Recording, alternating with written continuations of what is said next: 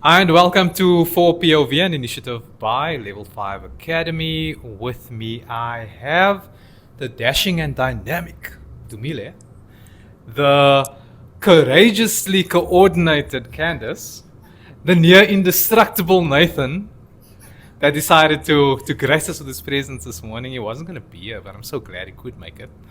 And then myself, you can just call me D, like the letter, only better. Jokes aside, right? So this is the pilot episode of 4POV. We will be having candid conversations about a variety of topics. And Level 5 Academy is University of Entrepreneurs by Entrepreneurs. So the information we share today will be of value to people thinking about starting their business, running their business already. I mean, even somebody that's want to exit their business, right? Could be value in there for you as well. So we'll jump into it. The first episode will discuss resources in the room. So we know historically we're thinking about, when we speak about resources, entrepreneurs and budding entrepreneurs are always looking for grant funding, equity deals. There's a bunch of options out there. Then there's also another school of thought that says that we can look at the 3Fs, fools, friends, family, or we bootstrap, right? So when we speak about resources in the room, we are really speaking about our networks. Who do we have in our networks to connect the dots for us? What are those resources? Let's ask these amazing pioneers in the room. All right, no, thanks, David. I think touching on the resources, maybe just to give a back end of my story. 2012, I moved to Cape Town from Gauteng. We've moved with my wife and my eldest son. So my eldest son was going to a school, and in the school for extramural, he was doing karate. And it so happens that we were staying in Century City, and then we moved to Bloberg area. And once we moved to the Bloberg area, we had to eventually change the school, and now that means he could not do the karate that he was doing at that time. So, but the karate guy then approached me and said, you know what, we actually on Saturdays, we have classes, but they're in town, in Cape Town. So I was like, oh, cool. So we took my son in, and he started doing it. But then eventually, because of kids, he gets irritated by doing it. He wants to do something different. But because it costs money to do all these extra stuff, we had already paid for it. So I go to the karate guy, I'm like, hey, can I take over from his account and let me join? And he was like, yes, we can do that. So I joined karate, and that's when I started to build a bond with Shihan Gordon. I called him G. So that was me in Cape Town, don't know anyone, don't know the business landscape. So Gordon asked me, what do you do? And I explained to him, I just started a wine business at that time. So I explained to him, I put a wine business, Nala Premium Wines. We provide private collection wines. Oh, wow, okay, cool. And he takes out his phone, he's like, oh, I know a friend of mine. He's got a restaurant in Kenilworth, Marco. Ah, super, great. He calls Marco, we set up a time. I go to Marco during the week, give him my wines. He likes the taste, great. He says, you know what? Because it's a franchise-run restaurant, we have to use whatever we've been told by, can I say, famous brands. So, but then he says, okay, you know what? I'll trial you out. Give me a case. Let's see how it goes. Great. Next week he calls me, hey, we've ran out. Can you bring more? I bring him 2 cases. Hey, we've ran out. Now he's decided, you know what?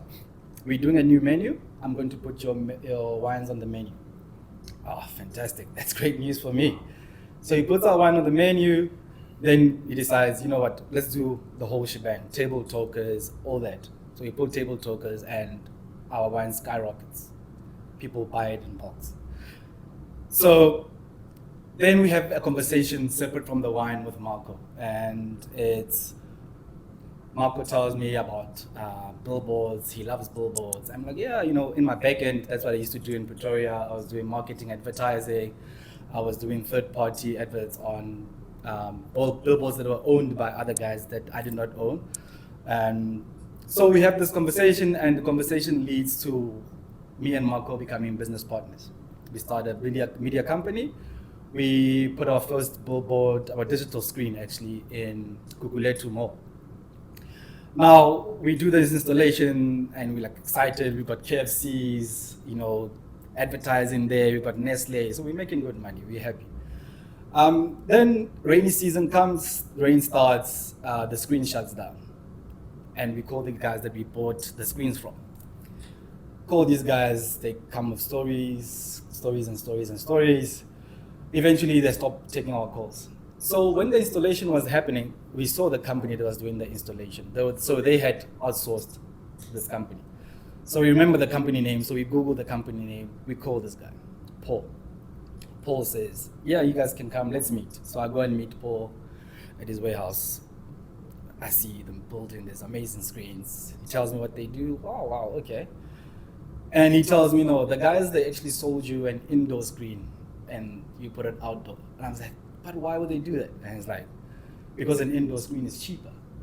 And I'm like, oh, so they made more money out of us. Exactly. Oh, okay. Then I start to learn, the problem is that now, because we're not informed of what we're buying, we just buy. So these guys then take advantage of this.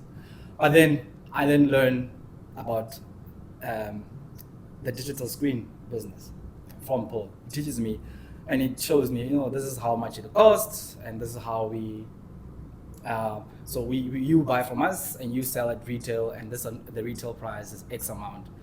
And I'm like, what? This is how much money you guys make? Yeah. Wow. So can I sell the product? And it's like, definitely go ahead and sell it.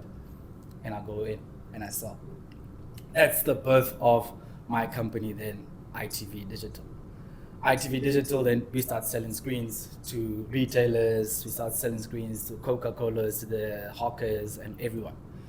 That's where then I built my digital signage business. Is it an OOH business? OOH. Out of home advertising? No. So essentially what then happens is that I supply the out-of-home guys. So I supply media companies, I supply them with the physical hardware to advertise on the screen. So you supply the physical technology and yes. plug in the software and everything. Yeah. So essentially now that's what we do. We give you this hardware, software, we give you the full complete package. That's very cool. Just to coming back on the resource in the room, Dumile touched on a bunch of things there, right? He spoke about being in Joburg for the first time and people always complaining about our difficulties to connect in Cape Town. He connected personally with his kid and then with his family also. And then from there, he launched an idea that they had that took off because he made the right connections, because he got in contact with the right resources. And from there, built a partnership after proving himself that created another resource for himself that really expanded his business. And he mentioned ITV Digital, and quite recently they've changed the name of the business. We're not going to touch on that now. So again, coming back to resources, right? Candice, what was your experience in terms of activating the resources that you had available? You have a quite a storied background. You can read more about Candice on our website. And that's going to be amazing. So tell us a bit about your resource and what resources you looked at activating. Okay, so I think also just hearing Dumile speak, right? You've mentioned that he touched on a few key points. One of them being people, so that's the resources in the room that we're referring to. Before I start answering my question, I just want to extract some information from Dumile as well to help build my point, right?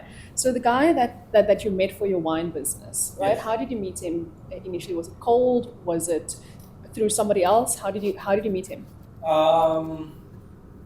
It was through someone else. Someone else, right? Yes. So basically, where I was going with the story was how the resource of people. One person decided to open up a door, and this door then expanded to where I am at the moment. Absolutely. Yeah. And I think what I love about you sharing that is the fact that it was people that was really the connector, that resource, that network in the room. And I think oftentimes as entrepreneurs, also a function of South Africa and the trustless society that we live in, sometimes we run businesses where we want to do everything ourselves, keep closed doors, not realizing that is more of a detriment to our ability to expand than anything. As you've mentioned, opportunity came through an individual. I've got the same story. If I have to turn to Nathan, he's going to tell me the exact same thing.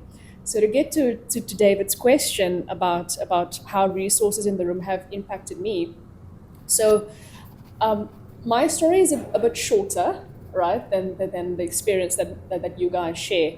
I mean, I've only been running my business for about two and a half years, but as I mentioned, the passion for it spans back 5 years. But that's really when I was still in corporate. So my first stroke of luck ending up in the finance world was me, trying to be a good student, ending up at a university studying something, and then applying for a job, right? That ended up being a really good opportunity.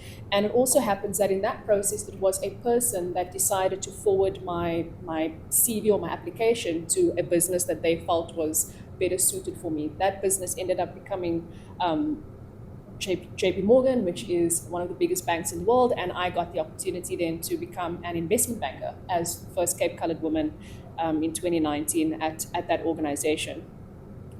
The interesting thing about my time there was that although we were serving the JSE top 40 clients and governments across Southern Africa in terms of their finance, there was a really peculiar moment that happened in my second or third year where we had to start considering looking at BEE points for JP Morgan. So typically when these multinationals operate within South Africa, they need a mechanism to get identified for BEE points, because there's minimum management levels that they can bring in, to meet that criteria. And so one of the ways that these companies do that is to look at programs to support SMEs. And so we established a fund that was centered around SME support effectively. And that is where the first lights kind of came on in terms of development. But the person that put me there, once again, was someone that I knew it was my direct manager. So he saw the potential in me to place me there. Now all of a sudden I'm getting introduced to this SME world, which little did I know at the time would later become my passion and the choice for my business path that I would end up pursuing. Long story short, we end up establishing the program, and I see its value. And after a beautiful 5 years at the company, I then decided that I want to try and do this on my own as a business model, but not in Johannesburg. I wanted to come back home to Cape Town to give that opportunity to SMEs here to start doing that. And when I came, granted, I left Cape Town as a student, so I didn't really have a significant network or business network. I had to find my network from scratch. I knew tons of people in Jozi, knew absolutely no one in the corporate world from Cape Town. And so I got in contact with the Cape Chamber of Commerce. I thought that would be a really good idea to start navigating the business landscape. And that then introduced me to a few other people, and within 2 months I was being asked if I would consider a chairperson role to lead up a chapter. I'm not sure how I got that right though, but that opened another opportunity, which opened more platforms to start addressing SMEs within our landscape to talk about funding, right? Funding is something that impacts 90% of SMEs in our country. It's a problem that government's trying to solve, that corporate's trying to solve, but I think that it just hasn't got as much attention in the right way as yet. And so again, people were influential in providing that platform, and they continue to do so in terms of partnerships, in terms of establishing the rest of my business called Virtual FO, and it continues to be that. So I'm still in my journey of finding resources in the room, but I will definitely say that it was instrumental to the success or the initiation of what Virtual FO was, and still its continued success. Yeah, Candice shared quite a bit there, and I think the key takeaway is that she's saying all these entities are trying to solve that problem. So if you are an entrepreneur listening to this, there's a lot of money for that solution. So we are looking at it, and there have been so many proposed solutions on the table. But again, like Candice said, is really accurately describing the fact of the matter that no one has really gotten it right just yet. Maybe Candice is the one, since Candice has such a lot of firsts. Maybe Candice will be the one to solve that problem. We don't know. Possibly, right? But it is open to entrepreneurs as well. It's not just a corporate problem to solve. It's not a non-profit problem to solve. It's not really even just an entrepreneur problem to solve. It's a country, it's South Africa, it's a continent, it's a world problem to solve. But we can start here as entrepreneurs because we do contribute to GDP quite extensively. We'll share more stats on that at a later stage. Nathan, tell us a bit about your resources in the room. So I think I'm just going to echo what everybody else has been saying. I think my resources they were people again. When I started my business in 2020, it was actually through ex-employers. So a partnership that I worked for, a small startup, a website design and development, they decided that they wanted to go their separate ways because of life changes in for both partners. And I had left them, I think, 3 years prior, and they started reaching out to me to do some freelance work for them, not knowing that actually somewhere down the line they're going to say, hey, do you maybe just want to purchase this client list and services from us and continue to service these clients.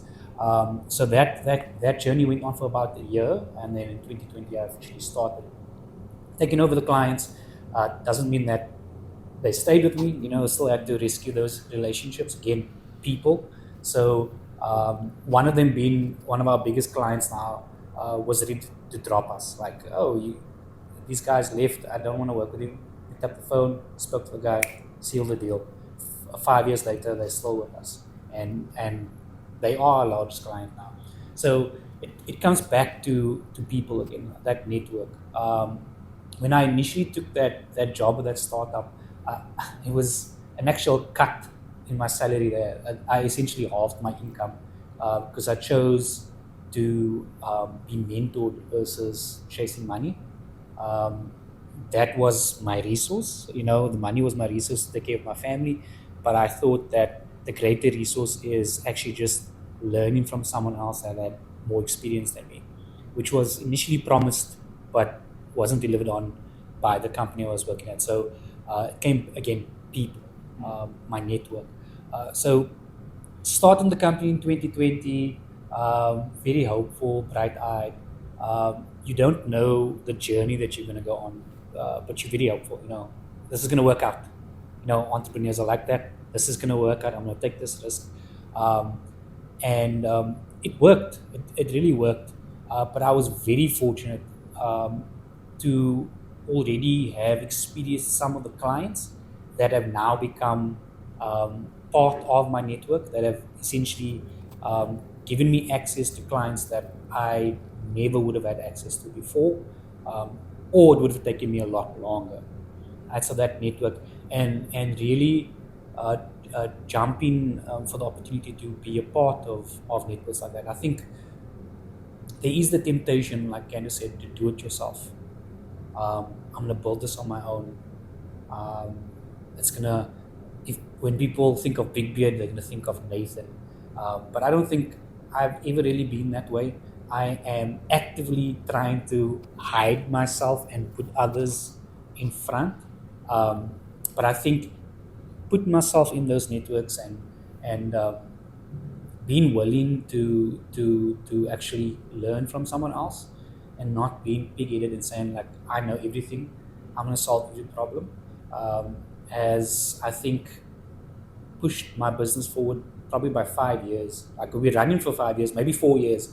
Like, if I decided to just do this on my own, I'd probably still be, I don't know, waiting to meet David. If I was like, I'm first going to do this on my own, build this on my own. But I definitely, and if we speak about resources, and I was speaking about funding, but I think there's a common theme here. It's people, and that extends to employees as well. Yeah. Right. So choosing to invest into employees as a resource first, before going funding, because we've gone the funding route now, myself and David, and we've gone to funding days. Nothing successful yet, but I think the experience is valuable. I think early on, Candice, before we started rolling, you were speaking about how businesses don't know the difference between different funding. I was like, ooh, she's saying some things I didn't know about in that conversation. So there's a lot that that needs to be learned by the business owner about funding before you even jump into that. And I think as I end off, something that I've taken up now in this last 12 months is, and what I should have done earlier on, I think, and what is probably hard for a lot of business owners, this is very personal, is I should have come into this business with the idea of selling this business. Maybe I don't sell the business, but if I had maybe early on in the business positioned myself like I'm growing this to sell this, then I would have done some things a bit differently, and maybe now in year 5 I would be a little bit in a better position to maybe do an equity deal or take on a different type of debt funding or grant funding. It's something I think about often actually, but I mean I'm on that journey now, and I mean we have you now, Candice, that we can bounce these type of thoughts and ideas off.